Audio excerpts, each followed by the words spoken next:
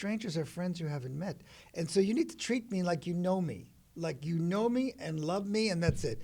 And if I give you another reason the other way, but you're going like we're dating always. Like, okay, I don't know you. Why are you going slow? We don't have time to be slow. Yeah, this is Hollywood, I remember. But this In is Hollywood, not there's no time to be slow. no, but the idea is that we want open. I mean, Yes. otherwise, when you come like that, you're telling me there's something wrong with you. Which there probably is. I'm Sara Jane Ho, and this is Mind Your Manners, where no topic is off limits as we uncover the secrets to feeling at ease in every situation.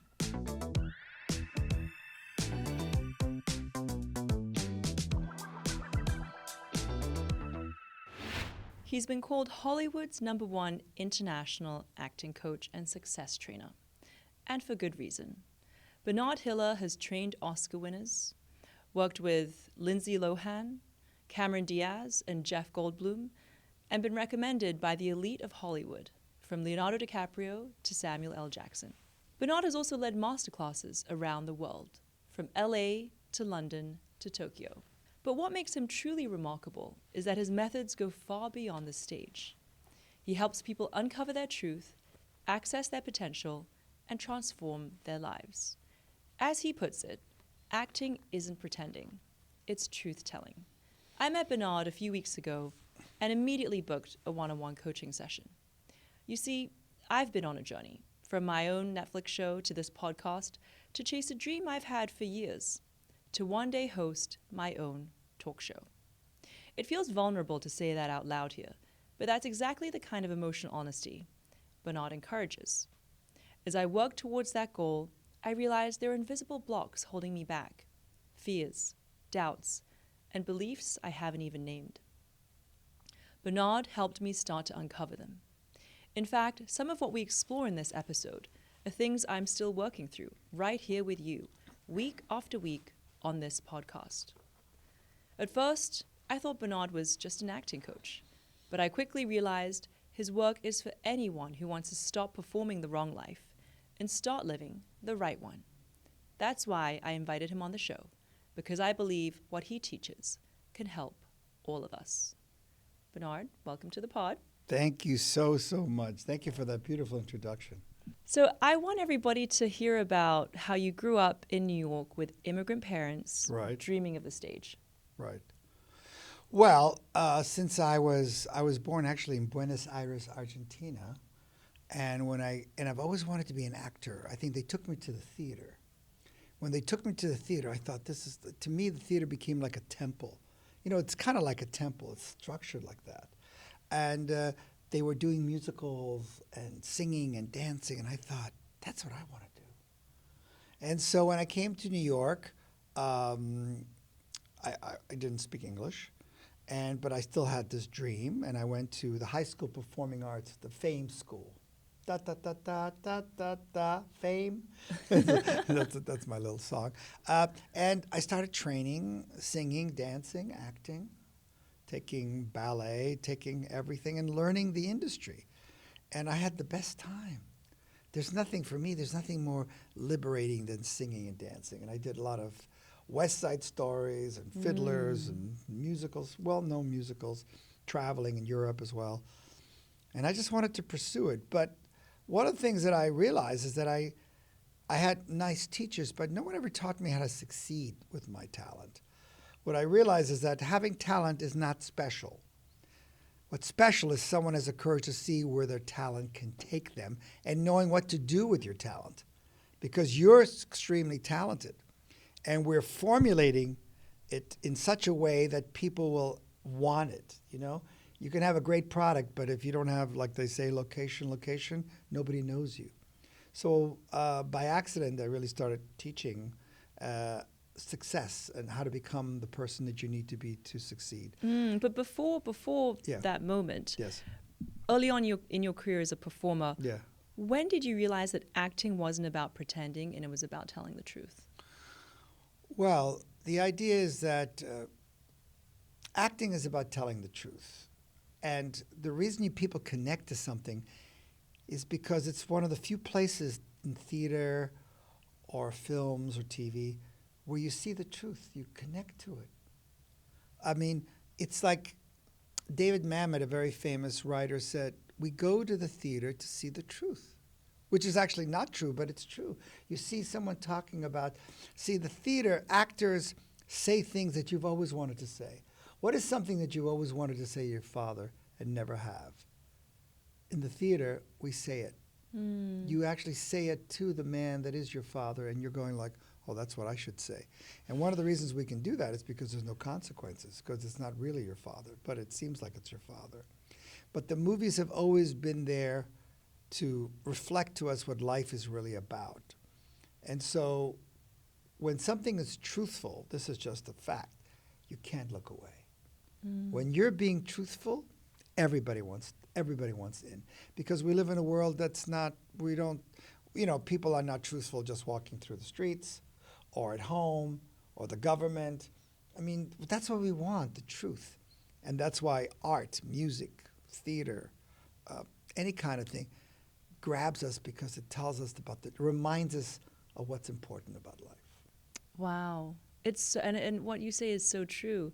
That's why we love going to the movies. Absolutely. That's why we love, reading stories, hearing about stories. Reading stories, that's why we like to see something. And when something's truthful, if there's this truthful film in Chinese about love, everybody gets it. It's not like, oh, that's Chinese love. No, love is love. One thing that is the biggest myth in the world is that we're all different. We're all exactly the same. We all exactly want the same thing. We look different, and we have maybe eat something different, but what we want internally and in our hearts is the same thing. And film brings us together. I remember having a friend of mine working in a movie called Slumdog Millionaire. Oh, beautiful movie. Beautiful film. And it's in Hindi. What part of the movie is Don't You Get? Everybody understands it. That's the beauty about a film. And in fact, in a movie theater, you have 1,000 people all crying, laughing at the same moment. Yeah. And that's what I love about theater, is that it brings us all together. We connect to it. And telling the truth is, that's not easy, but, I want to go into that later on. Yeah. What were some of the failures and rejections that taught you how to teach? Well, I made every possible mistake in New York.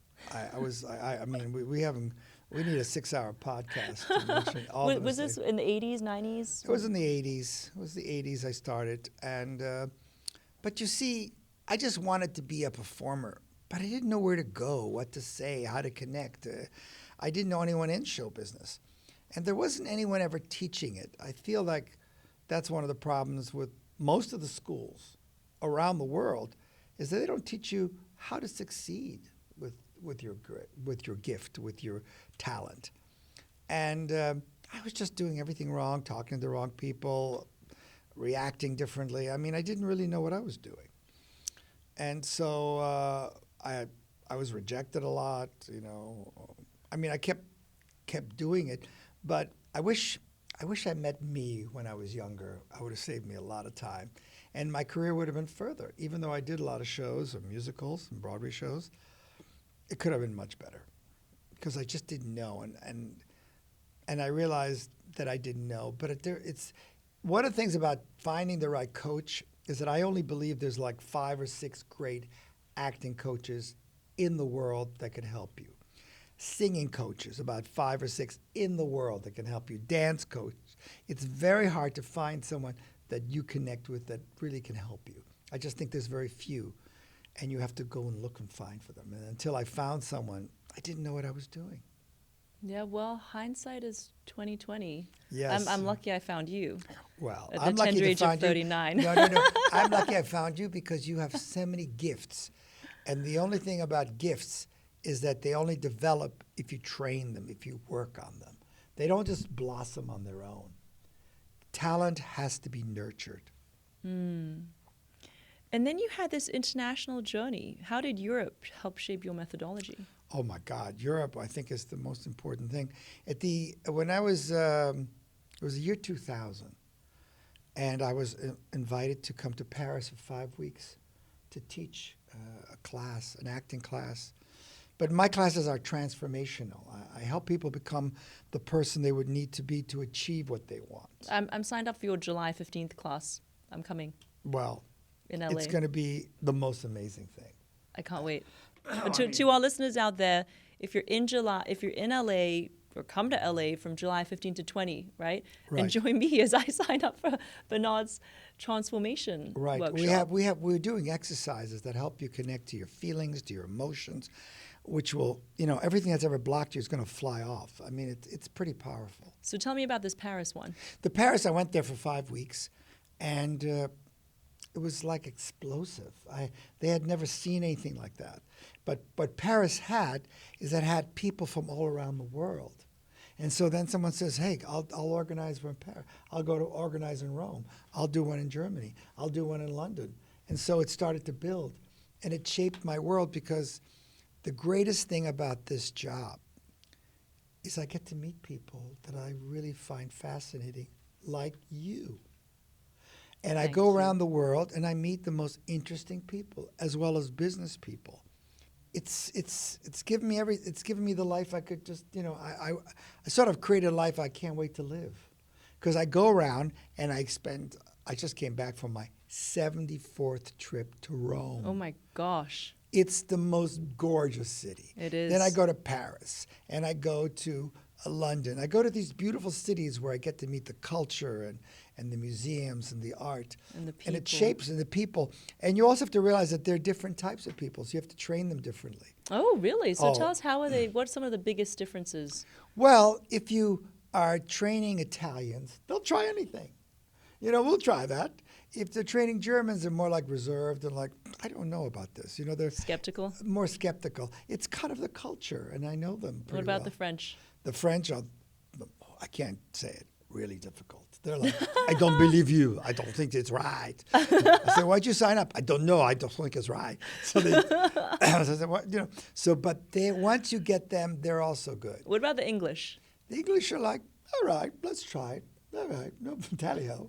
They're very much, they're very easy. The idea is that there are certain cultures which are much more easy. I'm going to go to Tokyo. Right, I was going to ask, what are the Because Japan is a very closed and hierarchical culture. That must be a difficult one to teach. Well, you know what? I'm going there for my first time in November. Ooh, okay. But I realized that I become a different teacher to help them.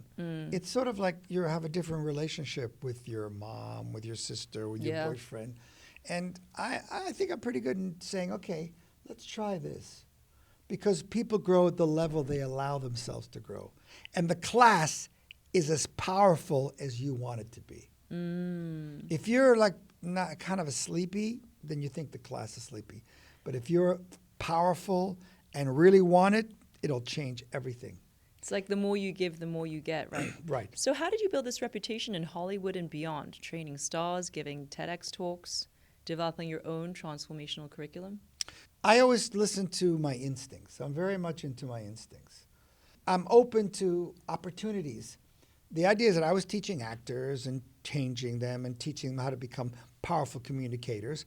Well, one day, a father came from this girl that I was teaching, and he said, you got to train my team, the way you speak, the way you connect. I go, all right, let me connect. Because they were like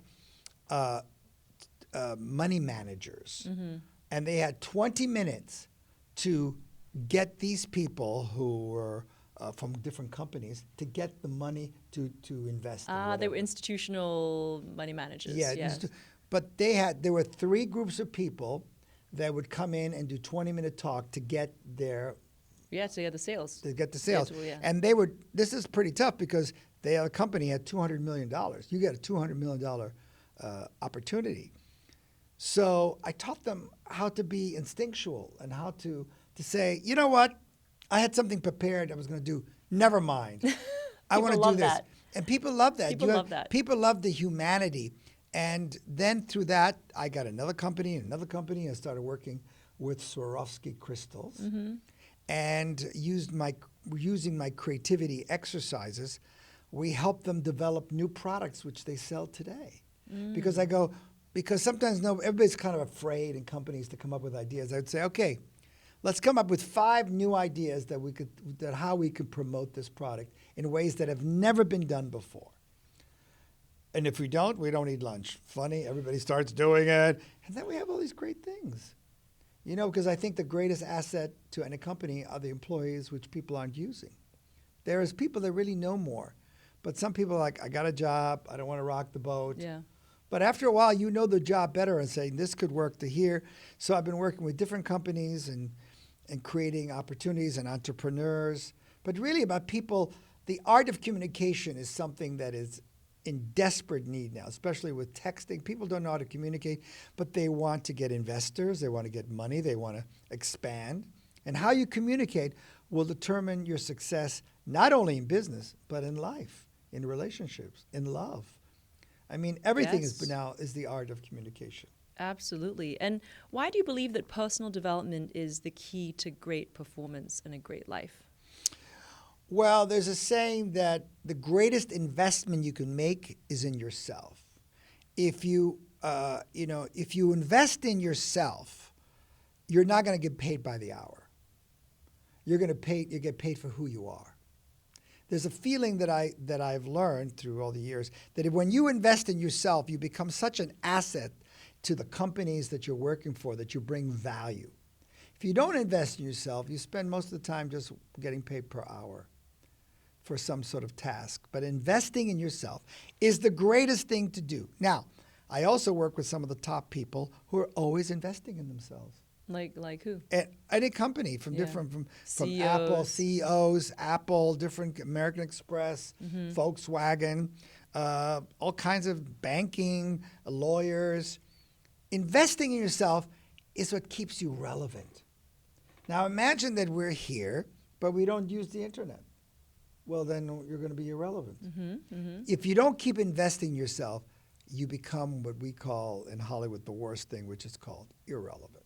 Because you're not up to date. Yeah. Yeah. And there are some people that you meet who are not up to date. Yeah. And I think yes. training, and successful people is one of the difference. Successful people always ask for help. Average people don't. Yeah. And because they just want to get better. And that's what I want to do. And one of the reasons I wanted to come on the podcast and have read your book is that I got better by reading it. I learned the people I meet have helped me become the person I am. It's so true. This is your water, by the way, if you ever feel like having a sip. Good. I love it. What are the 5 blocks that hold people back, especially in Hollywood? So the most common personal obstacles that show up in your acting classes and in life.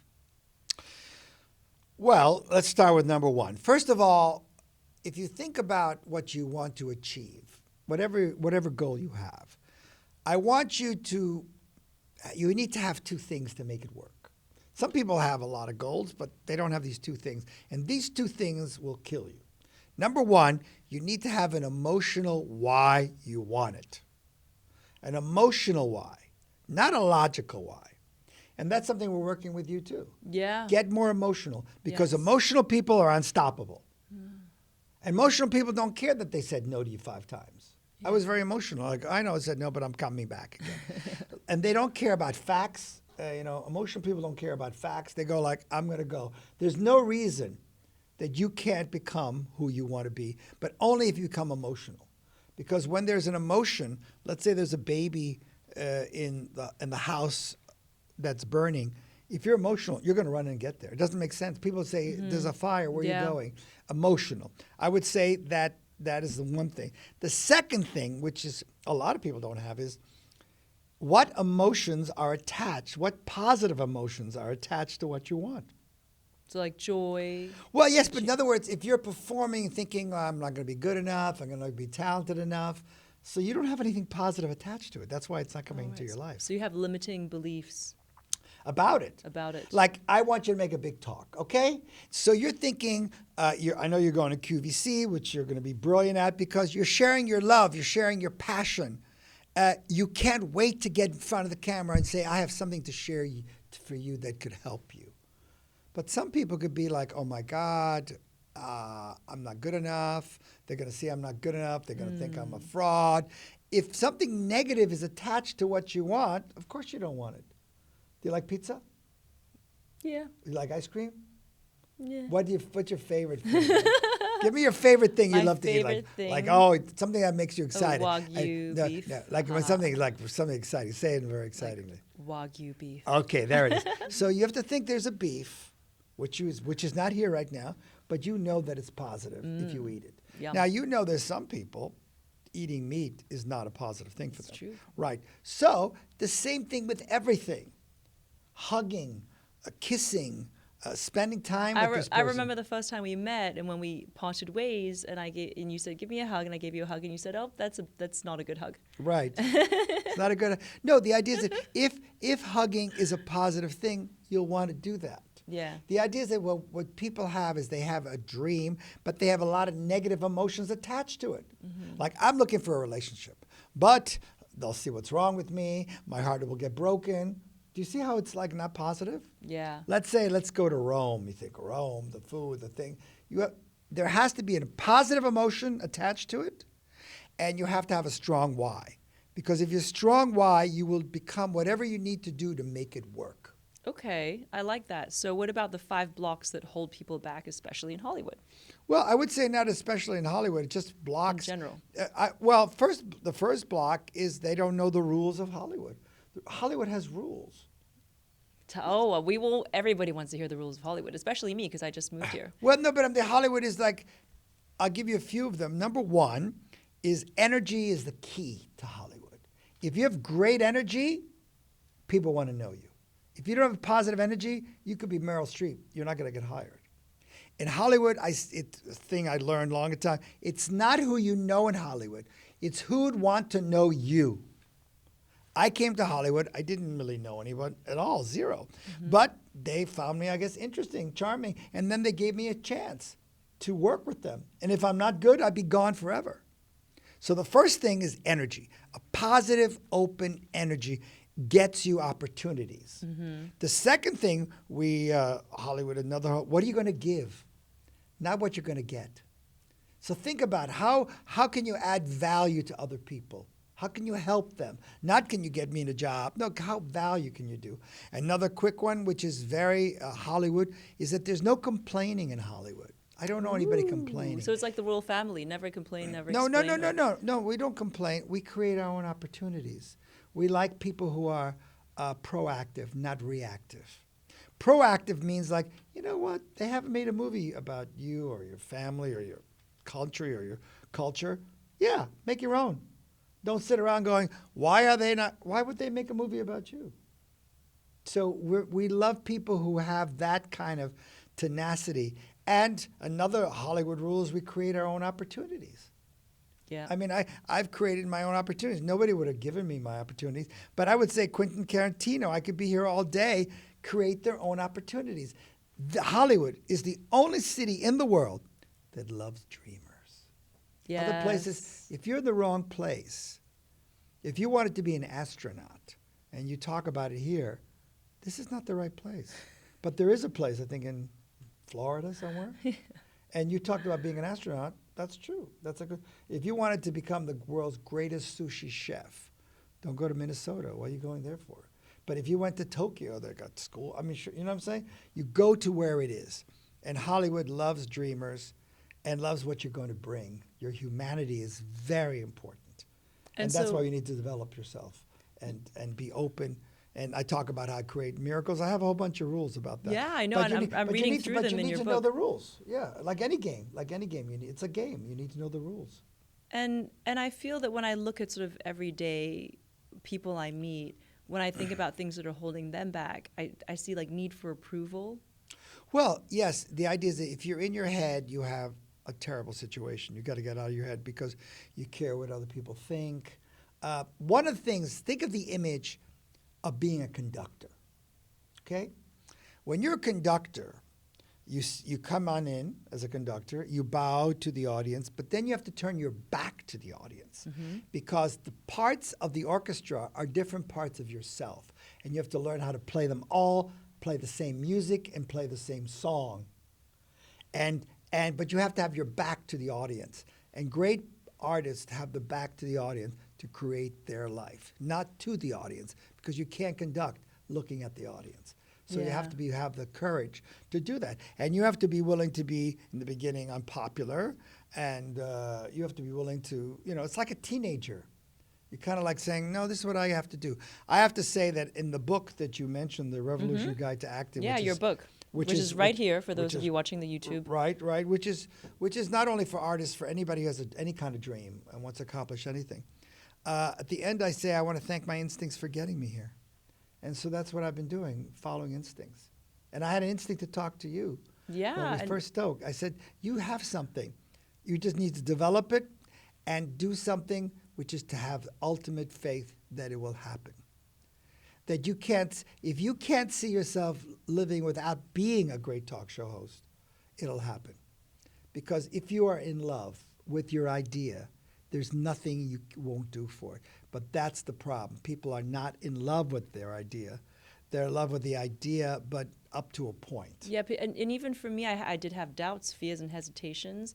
And in my coaching session with you, I loved how you said you have to have a mad, passionate love affair with yourself. And it's Absolutely. so true. So another block I see people around me having is fear of rejection, and how Right. fear shuts down creativity and stops people before they even start. Right. That's, Well, the idea is that, yes, but creative people are not looking for approval. that's true. Artists don't look for approval. No, Lady Gaga. Yeah. Well, the most creative person, one of the most creative people in the world. Right. People thought, what the hell are Yeah. you doing? No, the idea is that it's kind of the journey that people think like, I got to spend some time with a famous performer. His name is Tom York, and he is a performer for Radiohead. Mm-hmm. And his music is very slow, meaningful, quiet. And the audience wanted him to play loud. And he says, no, we're going to play quiet. You have to realize that the idea, whenever you become great, first of all, people think it's crazy. That's how you can tell you have a great dream. Somebody has to think it's crazy. If no one thinks it's crazy, you actually don't have a dream. In fact, one of the rules that I don't work with anybody unless they have something that's totally unrealistic. If you have an unrealistic dream, I can help you because that'll happen. Realistic things don't happen. You know what? In 2012, when I graduated from Harvard Business School, and I told people I want to move to China and open a finishing school, an etiquette school, half the people were like, "That's brilliant, go do it." The other half thought I was crazy. Right. But that's normal because everybody thought it was crazy. There's a guy, you may have heard of him, Steve Jobs. Oh yeah, everybody Yeah. thought he was But, crazy. no, but wait a second. But I mean, he's he genius. came up with this idea of the internet and the iPhone, and they thought it's crazy. And I Yeah. understand that because the internet doesn't work until everybody gets involved. Everybody thought it was crazy, and he did it out of his house. But Yeah. pretty much everybody has to do it on themselves, and you have to believe in it because no one goes like, "What a great idea, internet." You know how many countries think that's a bad idea, but they had to join internet to be left. They didn't want to. Yeah, well, Jack Ma, who founded Alibaba in China, people thought he was crazy. Nobody understood his concept. I mean, this is also in China, which is like a couple years behind Right. America. Amazon, everybody. You have to understand that it's common, but the reason they don't do it, they don't think about other people because it's like it's something they have to do. Yes, it's like they're calling. And what's the Yeah. point of living life if you don't have a crazy idea, right? Well, the or idea is wanna- that it's not, see, your idea wanting to be this talk show host is completely uncrazy to me. That's true. It's not that crazy. No, it's not that, it isn't totally uncrazy. And the idea is that I'm trying to make it feel like, get more emotion to it. Because when Yes. people tell me their dream, it's unrealistic to them, but it's realistic to me. Because every dream always starts in 3 stages. First, it seems impossible. Then it goes improbable, and then inevitable. But every dream starts with impossible. In fact, there's a movie, you may have heard of it, called Mission Impossible. Yes. And I'm kind of upset about that movie. Why? Well, because they always seem to find the person at the end. They never like, oh, we didn't get it. The world is getting blown up. I don't know. It seems like, bum, bum, bum, bum, because it's kind of the game, which is like, we have to find the one key that saves humanity. Boom, he's on. Yeah. And he's like, what are the chances of that? Well, But that we're and- watching it. But that's what life 007. seems. Yeah. Life will seem impossible, not unless you ask for some help. But it's not impossible because there is someone who's doing it. Because if you won't, someone else will. Yeah. You know? So you have to get out of the limited mindset that people have trying to play it safe. No, you have to be willing to risk. One of the things that I say is that successful people are always ready to lose. Like they're all in. Yeah. But people that usually lose, don't want to risk, they'll end up losing. You have to be willing to bet to get in. I agree. If you put your heart and soul and feeling into something, I promise you it will come. You're known for creating life-changing breakthroughs in your workshops, right? So your coaching, and I felt this myself, it unlocks something raw, something real, and something many of us spend years avoiding. Can you share a few transformational moments that you've witnessed in your coaching journey? Well, we have in the exercises, which you will do, a transformation is a complete switch from not knowing who you are to knowing who you are. A switch between a son who hasn't spoken to his dad in 10 years and now just had a relationship. We'll have breakthroughs where relationships change. You know, when you transform, you become the person that you were born to be. It doesn't like better you. You actually become the you should have been, that something held you back. The transformation has been enormous. People have won awards. They have opened companies. They have had the courage, because one of the things that you need is confidence. But confidence only comes by doing things that scare you. So if you don't have a lot of confidence, it's because you never do anything that scares you. You have to do things that scare you because it's just in your mind. Let's say it's scary for you to get up and sing, but let's think about it. You're just standing and singing, not doing anything. You're not Barbara Streisand. You're singing. But it's somehow because people are told not to sing and I sound bad and like negativity, or singing or dancing. So we have exercises that we do in the class, because when you do them, that's when you get confidence. Mm-hmm. You know, if you speak to 10 people, 20 people, 1,000 people, 2,000 people, you think like, wow, they like me. I'm ready for 4. That's how you get confidence. Mm-hmm. You have to do things that scare you, and we try to find some things that you do in a supportive, loving environment, which is what my class is about. It's about love and joy, the two things that moves any dream forward. And if you don't have love and joy, if you feel like this is going to be hard, it's not going to work.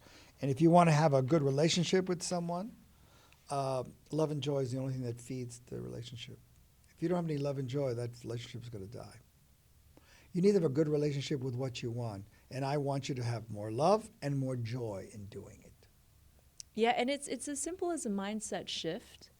And it's something I've been focusing on, I'd say, the last 2 months. Even when I think of, when people are like, oh, how do you do work-life balance? I try to think of it as work-life harmony. Yeah, of course. You know, and then as I'm working, I think to myself, I mean, as I was packing 1,500 boxes for QVC, for Anti-Vorta, but I was thinking, I'm doing this with joy, and I'm so excited, you know, that... Well, that's why, listen, if there's no joy, what are you doing? Yeah. And you have to understand that the people that do things that I work with, they find the joy in the journey, and no matter what it is. There's some people who are editors. My God, the kind of patience you need to make this scene and that scene. No, but, right. But the best ones always have joy. They love it. Yes. Well, here's a secret. Don't tell everybody. You're only great at what you love.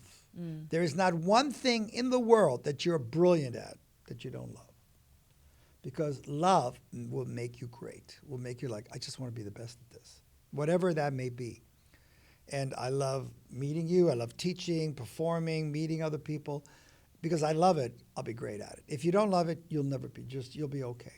Love is the highest power. The highest power that makes you go on beyond. That's why you have a child and you're willing to do whatever that child is. Versus like, it's okay. And then you just do the basic. But love is really the point. You need to find something you love. And that's something we will also discover for those who don't know it, maybe. And going into something you mentioned at the very beginning of this interview, which was truth. Because it's so interesting to me. I mean, I feel like a lot of the times, sometimes we're afraid of the truth. We're afraid of facing the truth or telling the truth. What happens when someone finally stops performing and starts telling the truth? Well, we have two things now. You're asking two questions. Telling the truth is the core of someone in films and television as actors. That's where we go. Now, if you're finally going to tell the truth to your mother, that's a whole different story. Mm-hmm. Because you see, in acting, there's no consequences. You're playing my mother, and I'm going to tell you what I've always wanted to say, which is shocking, and your mom's crying, whatever, but it's your not real mom, it's the actor mom. Now, telling the truth has consequences, but I'm saying you need to tell the truth to yourself. Yeah, to yourself, yes. Of what it's not about coming, let me tell you this, let me tell you that. No, I wasn't talking about that. But even telling the truth to yourself is confronting. Confronting, but also one of the things that I have found is that after a while, you don't even know what the truth is. That's why you need a coach. Yeah. After a while, you don't even know what you're doing. Because after you have this fake persona, and after a while, you think this is your persona. And after a while, I find that most people are acting all the time. Acting is when you're behaving like others want you to, because you have been given a role to play as a child. Everybody's given a part to play. And sometimes you realize, that's not the right part for me. Because then you're kind of playing, because we're all playing different roles. And I'd like you to stop playing. My first book was called Stop Acting and Start Living. Most people, when you can just let go, because sometimes you're told, I got to be more like this, or I got to be funny, or I got to be sexy. You think like that works. So that's acting. My role was perfect daughter. Right. I always felt like I had to be the perfect daughter, Right. Going to the right schools, doing the right things. The right thing, and that's it. And therefore, you couldn't really find who are you. I couldn't find me. And the idea is that your humanity is where we all connect with. Your imperfection is perfection. And the things you hate about yourself, those are your gifts. Yeah. And it's interesting because for me, this podcast has been it's been confronting for me as I bring on really interesting topics around self-help, around health, around, this or that, communication. And it's been confronting for me to look at myself and think what part of myself does this topic open up that I haven't, even thought about or addressed, or that I've covered up and, right. Hidden for years and years. Why are breakdowns often the gateway to real growth? Whenever you break something, more light can come in. I mean, that's the thing about breaking. It's not breakdowns as much. I like the word breakthrough. Oh, breakthrough, yes. Yes. Breakdown is kind of falling down. But breakdown, it's like sometimes there's a wall in front and you back up and you back up and you back up, which gives you a much bigger running start to go knock that wall down. The idea is that when you're changing, there's like the old you and the new you. You have to realize, your fingernails, does it grow with stress or just grows? Just grows. Right. That's what I want you to do. I want you to just grow to who you are. It's sort of like the most incredible, use a metaphor of a lawn. Did you ever notice that they cut the lawn every week, and yet the grass keeps growing? Mm-hmm. Doesn't the grass say, come on, they're going to cut us down. What are we growing for? It just keeps going. It's like a flower. I think that most people are not as connected to life as the flower. The flower just grows wherever it wants. It doesn't go like, oh my God, look at that. I'm not a rose. Might as well forget about it. No, I just want you to open up, blossom as you, because then you'll be happy. Then you'll have lived your life. And the flower does that. And that's what I think about flower. What's the purpose of flowers? It just brings joy. But I don't see one flower going, I'm a carnation, look at those roses. Everybody, no, they just have. And how can we remind ourselves to do that, though? Bring some flowers home. Look at yourself and say, I need to shine like you. And it grows with whatever environment. It's raining, it's not raining. It just kind of grows. Sometimes it grows like middle of a freeway. It just kind of just goes. And I think that one of the things that we need, which this reminds me of, one of the things we talk about is that every morning look in the mirror and say, how can I love you more? How can I make you feel more important? What can I do for you? The problem of people, you need to have a good relationship between you. You mentioned before about loving yourself. You need a better relationship between you and you. Because when you are well, you can take care of everybody. Yeah. If you really want to help the planet, the greatest thing you can do to help the planet is to work on yourself. Because we need more happy people. That's why so much hatred and disgust and it's so sad. But these are not happy people. These are not happy people. We need more happy people, more joyful people. And I think that I'm a coach, I'm a teacher, but so are you. The only question is, what are you teaching? What are you teaching people? Are you teaching people how to live or not? I mean, we're all teachers. Everybody's a teacher. Parents are teachers. We're all teachers. So, yeah, I think that we just, we need to keep working on ourselves because that helps the planet. There's a saying, which is, I think from the Bible, it says, love your neighbor like yourself. Mm-hmm. So does that mean that if I don't love myself, can I love my neighbor? No. Love your neighbor like yourself. So if you don't like yourself, you can't? No. I think it really is, it's a good saying. I remember in our session you also said, if you don't love yourself, you can't have love for other people. Absolutely. And that really struck me. And I think that growing up in a Chinese household, yes. and you have Chinese friends, like you yes. understand that whole culture. Oh, absolutely. You're not raised to love yourself. No, I know. It's not a Chinese thing to think you're great and love yourself. It's considered, in some places, it's considered like egotistical or self-centered. But even though you're Chinese or Portuguese or Brazilian or anything, you need love. Yeah. Your body doesn't care where you're from and doesn't care about your culture. Let's say China, they don't believe in drinking water. Your body doesn't care about that. You need to love yourself. It's something that you felt. Every Chinese child, loved themselves. There's no one going like, I'm not that good at 2 years old. But it's slowly taken away. I understand, which is a sad thing, but we need love. Because when you're happy and healthy, you're like a doctor. You can help me. But if you're in trouble, how are you going to help me? Do you ever notice when you go to the doctor, he's not sick? That's why he's helping you. If he was sick, he would also be lying in bed.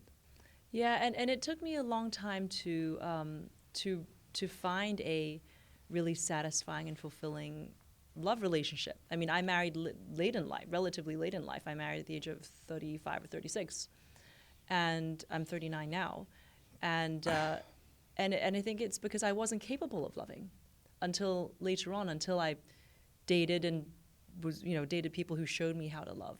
Because my parent, my mom was a tough tiger mother. Right, but you need to experience love to know what it is. Yes, and I was lucky enough to have that in my 20s, where I had one relationship, and even though we didn't end up together, I'm so grateful to him because he showed me how to love and how to be loved. I think that's the most important thing, and that's really what everybody needs here. Everybody that's listening to this podcast needs more love and more support.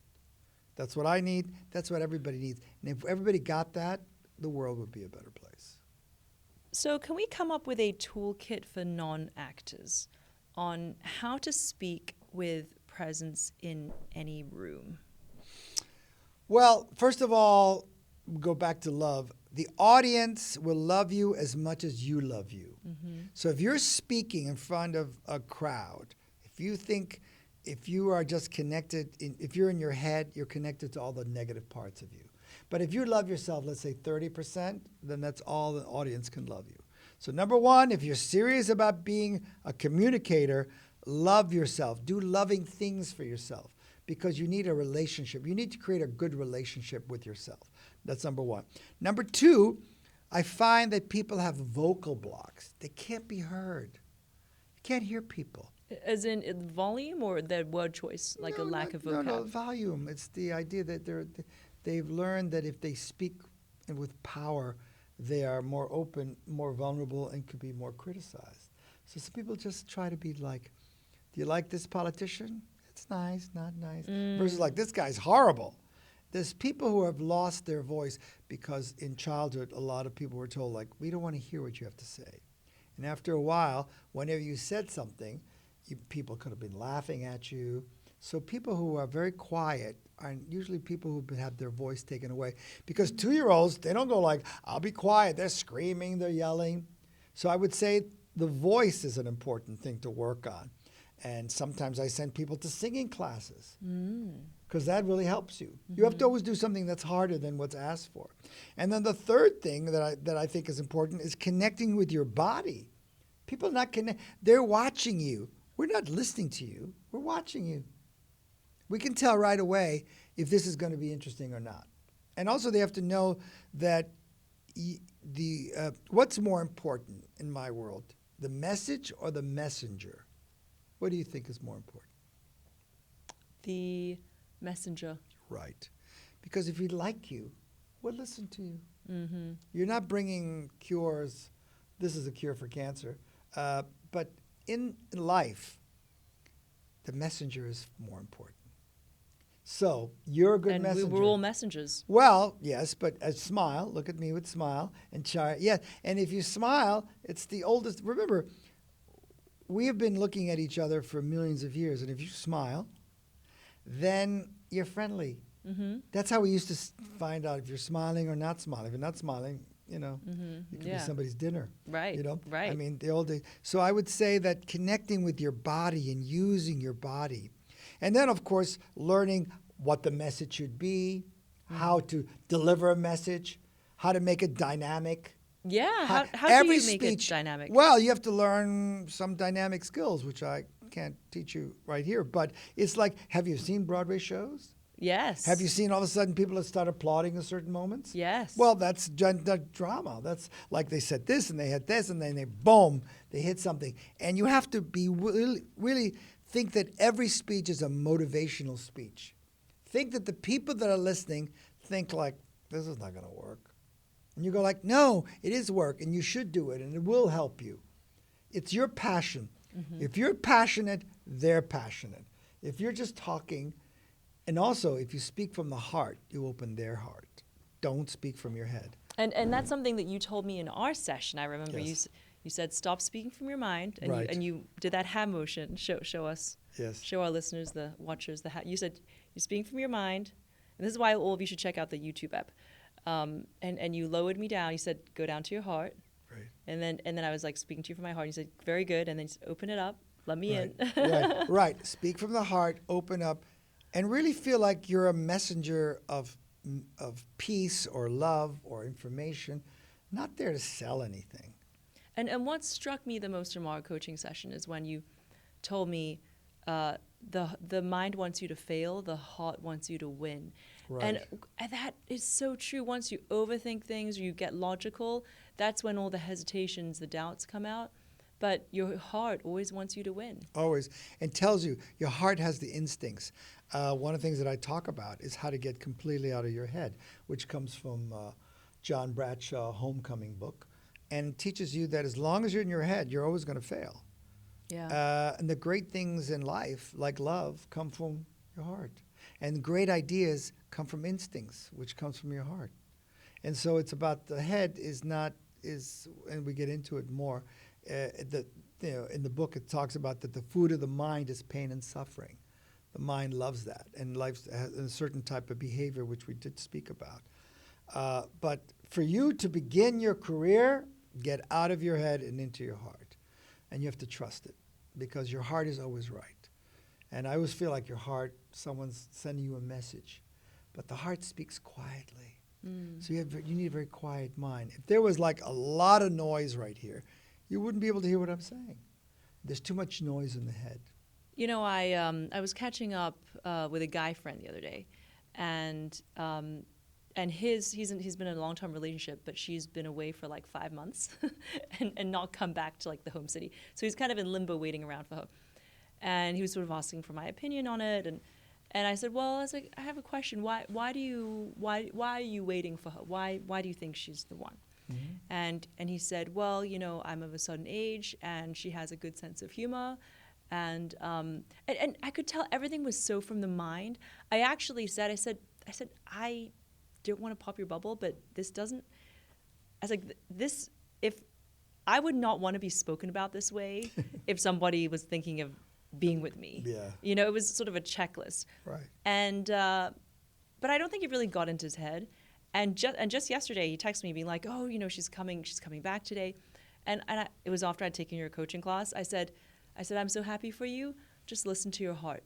Like, for what to do, just listen to your heart. I always think that if you ever want to know what to do next, I teach my people, ask love what I should do next by saying this question.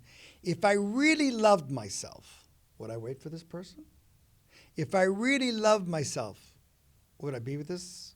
Would I go with that person? Yeah, put up with this abuse. Well, if I really love myself, would I hang out with that person? Would I eat that? If I really love myself, would I be in this business? Really love myself. Because sometimes you are in relationships which can give you temporary high, but if you really loved yourself, you realize, no, it's not going to end up well. And I think that's one of the biggest questions. Let love decide for you. Don't let your mind decide. But, people live their way, and you can't, it's the way they've been living. Yeah. It's not going to give you a lot of joy, but there's some people who don't care about joy. You'd be very surprised. Some people don't, they just want security, and they have to live their life, and I totally understand. And it's their choice. But It's their what a choice. shame. That's, my teacher once said that the greatest place where you can find the most brilliant ideas, the most brilliant creations, songs, plays, businesses that have never been fulfilled is the cemetery. The cemetery has more ideas and more things that no one ever seen. Cures for cancer, I'm sure. But they just thought, well, what do I know? Yeah, it goes with you. The idea is that I like to teach people how to be in something I call show business. Mm-hmm. And show business means that you show me what you have. It takes courage to show. It doesn't take courage to hide. Most people are in hide business. They hide their feelings, they hide their emotions, they hide their ideas, they hide their dreams, and they're in hide business, which people are doing. The only one is like when you have the courage to do something like this and do the next thing, that's called show business. And we're here to show. Because if you love me and I don't know about it, then what? I don't understand. The idea is that we need to recognize that we're all in show business. In fact, when you go have a meal, you look at the food and the food looks great. Or why'd you buy this outfit? You saw it, looks great. We are all in show business. But most people end up in hide business. They're hiding their feelings, their emotions. And it's only going to hurt you. It doesn't hurt anyone else. So I want to commend those who have the courage to show. Yeah, because it takes courage. Right. You have to be vulnerable. Yes, but courage is a choice. You weren't born to be courageous. No one is born to be courageous. It's something you choose. How can we raise our children to be courageous if we're parents? Well, you just have to encourage them. Well, they see you. You're the most important thing. Yeah. You have to be courageous and say, well, I've never done this before, but let's do it. And after a while, my son is pretty out there, but he sees me doing everything. And after a while, it's not so courageous to talk to people you don't know. Yeah. Here's one of the things that I give you. Talk every day to 3 people that you don't know. You know what's so... Okay, go on. And if you really want a little bit more advanced, make them laugh. Make them smile. Now, I'm advanced, so I have a different thing. Talk to 3 people every day who don't want to talk to you. That's harder. That's much better because you have to learn how to work with different people. They say, how you doing? Fine. So I just keep going. It's like, okay, the games have begun. This is like the Olympic game. And they're afraid. They're just afraid. Because, people are just afraid. And your job as a doctor is make them feel like, it's okay. I like you. Mm-hmm. We're all looking for connection. We really are. Everybody wants to be connected, but nobody wants to be rejected. Right, yeah. We want belonging, and we don't want to be rejected. Yes, and the idea is that the only time you're rejected, if you have rejected yourself. Mm. The ones who have not rejected themselves don't feel that. If you've rejected yourself, you're expecting that person will reject you as well. Yeah. But if you haven't rejected yourself, then you could be in a group of 1,000 people but feel like the center. That's one of the things that I work on. You need to find your center. You need to find your core. And I think that's something that coming to LA has really helped me with. Because previously I was living in Shanghai, and it's just busy and distracting. And I didn't have that. In LA, you have like a quiet. You can. Yes. It's Hollywood, but then you retreat. Everybody retreats into their quiet, and that's where I've been able to find my center. Fabulous. We all need to find our center. In fact, that's the center. If you dance, because I was a professional dancer, you do pirouettes, which means turning. Mm-hmm. but you can't do it until you find the core. And what do we need in athletics? To work out, you're always working the core. Mm-hmm. Because if the core is not strong, everything falls apart. And we need to find it, improve on it, and be around people that help you, celebrate who you are. You need to be around people that see the beauty in you, because you're beautiful, but only those who see it. So surround yourself with people who see the beauty and think, if I really love myself, why would I be around people who don't get what I'm doing? Yeah. That's one of the things you need to do is you need to, there's a saying which is, show me your 5 friends and I'll show you who you'll be. Yes. Yes. Bernard, what is one thing that anyone listening can do today to live more truthfully? There is something that one of my teachers and someone I've been lucky to work with, his name was Les Brown. And he said, ask yourself, are you having a hard life or an easy life? An answer will pop up. If you make easy choices in life, you'll always have a hard life. But if you make hard choices in life, you'll have an easy life. Hard choices of leaving a relationship, saying this, doing that, moving, asking for help. Hard choices, easy life. Easy choices, hard life. Life is choices. Make some hard choices today.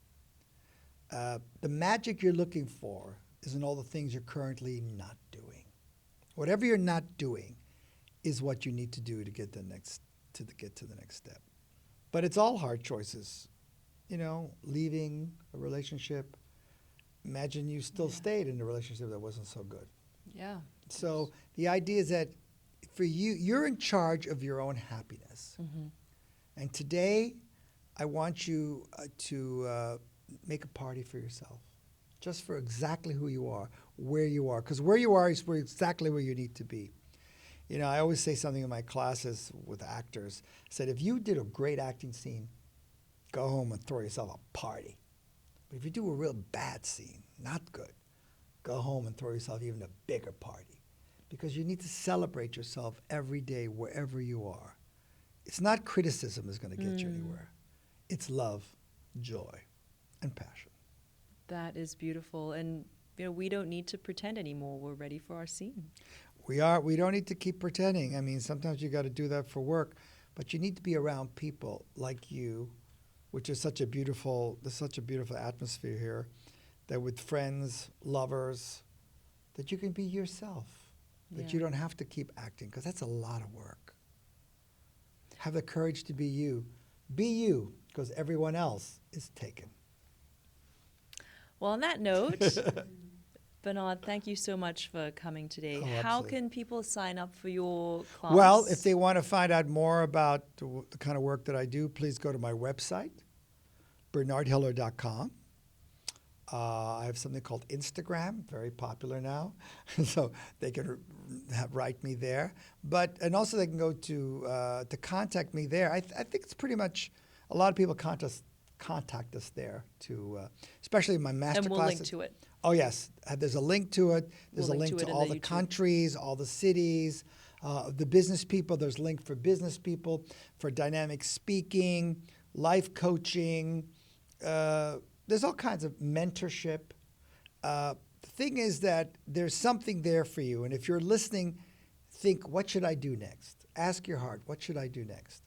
And if I could help you, it's my honor to help you become the person that you've always wanted to be. Well, I will be at that masterclass July July 15 in LA. July 20 to yes. Listeners, thank you for tuning in. Remember to check out the YouTube episode. Hit subscribe, like, and comment. I'm your etiquette life guide and host, Sara Jane Ho.